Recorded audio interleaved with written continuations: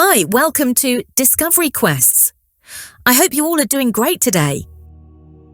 History isn't just written in the deeds of individuals, but in the enduring sagas of the families who held the reins of power for generations. From the sun-baked sands where pharaohs commanded empires to the gilded courts of European monarchs, these ruling houses shaped civilizations, ignited revolutions, and etched their names into the annals of time with a mixture of glory and infamy. Imagine the unparalleled luxury, the vast influence, and the profound sense of purpose that came with being a scion of a powerful dynasty. But beneath the glittering crowns and magnificent monuments lay a world of immense pressure, constant peril, and the heavy burden of destiny. This journey through history's most prominent ruling families invites you to ponder. If given the choice, which lineage would you join, and what untold chapters of history would you help to write? Explore the breathtaking advantages and the daunting challenges, the extraordinary privileges and the ultimate sacrifices that defined life within these iconic dynasties. Number 11. The Romanovs ended the time of troubles and ruled Russia for more than 300 years. The Romanovs brought much-needed peace to a land beset by internal strife in the 17th century. The ascension of Michael the Farm in 1613 ended the 15-year Time of Troubles, a series of coups, royal pretenders, and conflicts that brought the kingdom to the brink of collapse. Michael's grandson Peter I, pictured, turned Russia into an expansive empire. Peter the Great's reign represented one of the high points of the Romanov dynasty. Peter enjoyed military successes over Sweden and introduced key reforms in politics, education, and the economy. By the time of his passing in 1725, Russia had grown into one of Europe's foremost powers. Late that century, the Russian Empire would be blessed with another formidable leader in the form of the Polish-born Catherine II. Like Peter, she was also known as the Great. Catherine's long reign saw victories over the Ottomans, expansions in territory and trade, and promotion of Russian culture and literature. Russian and Romanov fortunes dipped in the 19th century, and by the reign of Nicholas II, the last Tsar, the end was nigh. A disastrous war with Japan almost toppled the regime in 1905. Less than a decade later, entry into World War I spelled doom for the Romanovs. Revolution not only ended the regime, but also the lives of the ruling family. Number 10. The Tudors emerged from the Wars of the Roses to change England forever. The Tudors might not have had the staying power of some of the other dynasties featured here, but what they lacked in longevity, they made up for with big personalities. Two of England's most iconic rulers, Henry VIII and Elizabeth I, came from this famous house. With victory in the Wars of the Roses, Henry VII brought more than 3 decades of civil war to a definitive end. Henry's second-born, also named Henry, ascended to the throne in 1509, and his 36 years in power would leave a lasting mark upon the kingdom. The first post office was formed in 1512, and the beginnings of the Royal Navy and British naval dominance began during Henry VIII's reign. But perhaps his most significant legacy was the break from the Catholic Church and the establishment of the Church of England. After Mary Tudor's brief and difficult rule, Elizabeth I enjoyed a long and prosperous reign as Queen of England. Under Elizabeth, England began to colonize the Americas and greatly expand trade. Closer to home, the English Renaissance was experienced in the form of music and literature, rather than art or sculpture. Neither of Henry VIII's surviving children managed to produce children of their own, and the passing of Elizabeth I saw the extinction of the Tudors in 1603. The family's impact on history far outlasted their bloodline. Number 9. The Ming oversaw one of China's most prosperous eras.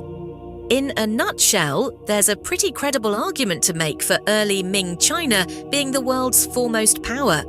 Although great treasure fleets sailed the world under Zheng He, a eunuch admiral in the service of the third Ming emperor, later emperors soon realized there wasn't a pressing need to go out into the world, as the world was more than happy to come to them.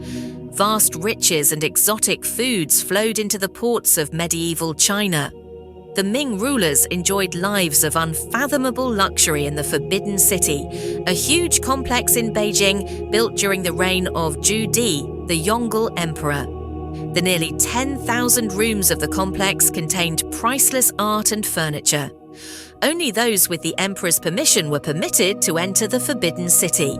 The Ming's strength wasn't simply in its military or grand architecture, but in the empire's gigantic agricultural and economic base. Under Ming rule, the written word came to the masses, as books were affordable and widely available. The Ming also restored the Great Wall of China to its former glory as a bulwark against raiders at the empire's fringes.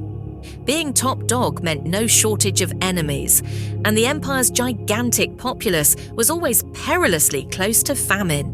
The strain of those pressures, along with a cycle of ill-boded floods of the Yellow River, culminated in the Ming's 17th century collapse. Number 8. The Nerva-Antonine dynasty comprised the 5 good emperors of Rome in a nutshell.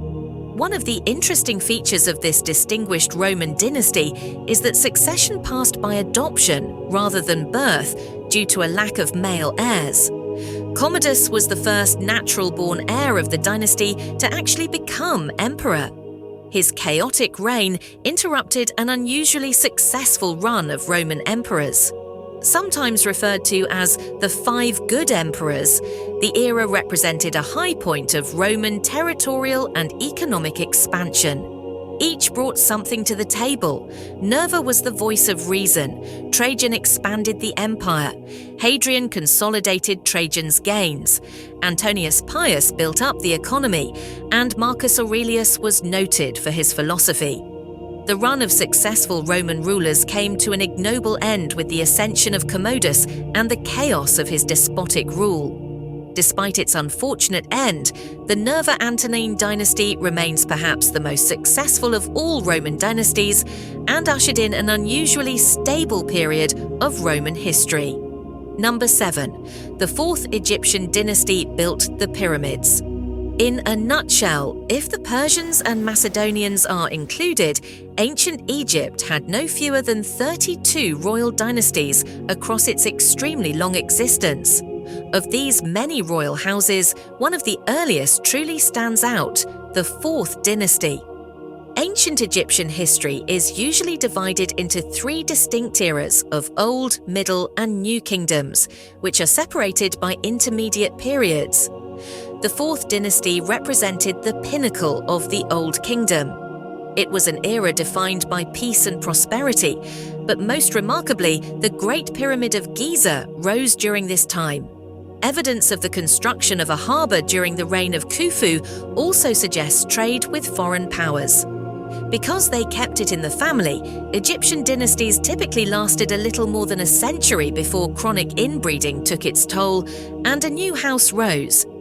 The 4th dynasty lasted around 120 years, with the final ruler Shepseskaf breaking the tradition of pyramid building with his own unique design. Number 6. The Osmans were the ruling family of a major world power for more than 600 years.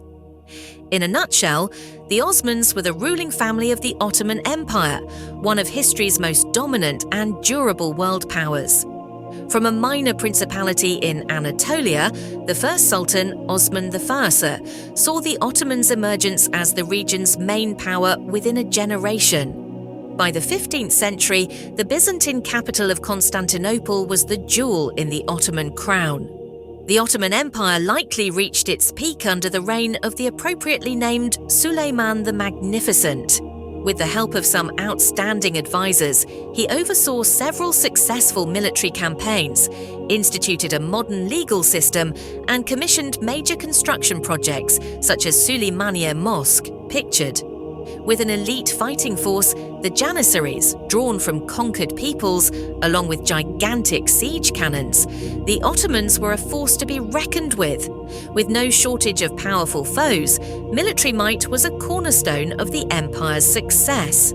Succession in the early years was a bit of a free-for-all, as any male member of the house could become sultan. It wasn't until the 17th century that a less disruptive form of choosing the next sultan helped end the chaos.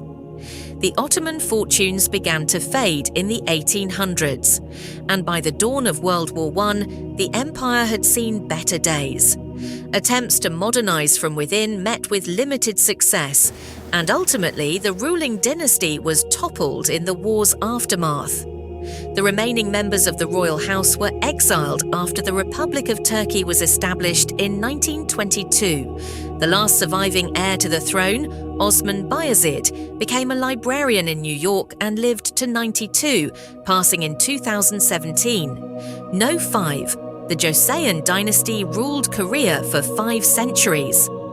In a nutshell, not every historical dynasty measures its success in terms of conquests and territorial expansion.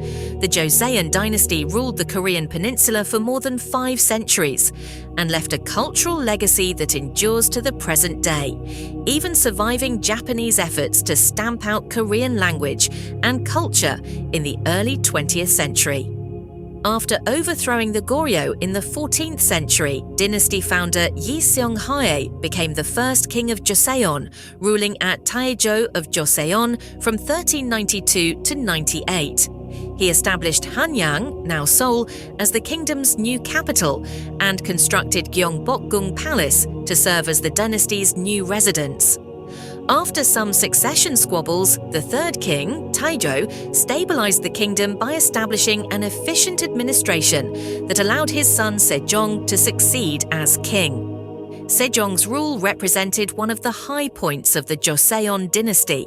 It was an era defined by cultural and scientific prosperity. The most noteworthy legacy of Sejong's rule is one still keenly felt today: the promotion of the written word to ordinary Koreans.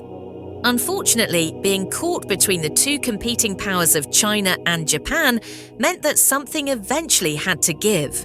Japan's victory over China in the First Sino-Japanese War brought the kingdom under Japanese dominion and spelled the end of Joseon Korea. Number 4. The Stuarts united. The crowns of Scotland and England for a while. In a nutshell, the Stuarts, or Stuarts as they were originally called, ascended to the throne of Scotland when Robert II succeeded his childless uncle David II in 1371. Under Stuart rule, Scotland prospered, but the rulers often suffered, and 8 of the first 9 monarchs perished early. Robert III never recovered from a horse kick, James I and III were both murdered. James II blew up in a siege, James IV died in battle, and James V had a nervous breakdown. The Stuart line of kings came to end with the Glorious Revolution of 1688, when James II and James VII was deposed. To add insult to injury, his daughter Mary was married to William of Orange, the man who overthrew him. The last Stuart monarch would be Mary's daughter Anne. The young woman was pregnant 17 times. Only 5 resulted in live births, and none of her children survived into adulthood. Number 3. The Habsburgs had a wide collection of crowns, but a narrow family tree. In a nutshell, the Habsburg name comes from an 11th century castle in Switzerland. From this fortress, Habsburg influence grew steadily across Europe in the Middle Ages. The house had a stranglehold on the title of Holy Roman Emperor for 300 years. At the height of their power, the Habsburgs ruled Austria, Bohemia, Naples, the Netherlands, Sardinia, and Sicily, as well as expansive overseas territories and part of the Spanish Empire. One Habsburger was a king of England, while another briefly ruled Mexico in the mid-19th century. Charles V, pictured, had the key Habsburg traits, many royal titles and a prominent chin. To prevent their numerous titles from falling into the hands of rival houses through marriage, the Habsburgs increasingly kept their weddings in-house from the 16th century onward. Intermarriage led to inbreeding, and members of the house were prone to having the Habsburg jaw, a prominent jutting jawline stemming from so much shared ancestry. By the 18th century, the house's dominant position had slipped, but the Habsburgs still maintained a powerful presence in Central Europe that wasn't fully eroded until the 20th century. There are still surviving members of the Habsburg line in public life in Austria. Number 2. The Tokugawa ruled Japan with an iron fist for 265 years. In a nutshell, the Tokugawa dynasty rose from the chaos of Japan's Sengoku period to bring peace to a land torn by a century of conflict. After biding his time for years, Tokugawa Ieyasu seized power after victory in the iconic Battle of Sekigahara. After only 2 years as shogun, Ieyasu stepped aside for his son Hidetada, though he continued to rule from behind the scenes. By securing his son's succession while he was still alive, Ieyasu laid the dynasty's foundations. After all the tumult of the 16th century, the Edo period was decidedly tranquil. The third shogun, Tokugawa Iemitsu, imposed strict rules that maintained order. After a rebellion by Christian peasants in 1637–38, the religion was banned and foreign contact was greatly restricted. Only a small trading post off Nagasaki, Dejima, was permitted for foreign trade. A rigid social hierarchy formed with no movement allowed between different groups. The arrival of American warships in 1853–54 spelled the end of the dynasty. Unable to meet the challenges of the modern world, the Tokugawa were overthrown in 1868 and Japan underwent rapid modernization. Number 1. The Valois won. The 100 Years' War. In a nutshell, the Valois were a cadet branch of the Capetian dynasty founded in the late 13th century. The Valois ascended to the French throne amidst a succession crisis in 1328. When Charles the Fair perished suddenly, his nearest male relative was England's Edward III. The crown eventually ended up in the hands of the first Valois king of France, Philip VI, sometimes called the Fortunate. With the Black Death and the 100 Years' War raging, the 14th century was a tough time to rule France. However, the French eventually prevailed and expelled the English from France in 1453 during the reign of Charles VII, appropriately known as the Victorious.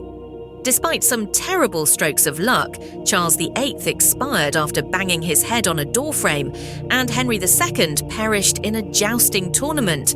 The Kingdom of France grew and became more unified under Valois rule. The last noteworthy king was Francis I, a larger-than-life figure known as Francis of the Big Nose.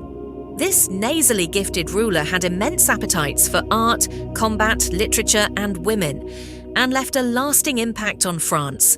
His military adventures didn't always go according to plan, but his promotion of the French language and culture and his patronage of the arts left a lasting legacy.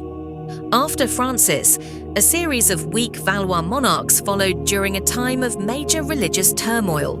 Henry III's alleged preference for his young male mignons, dainty ones, meant that the Valois dynasty ended with his passing in 1598. That's it for today. We will meet with another interesting topic very soon.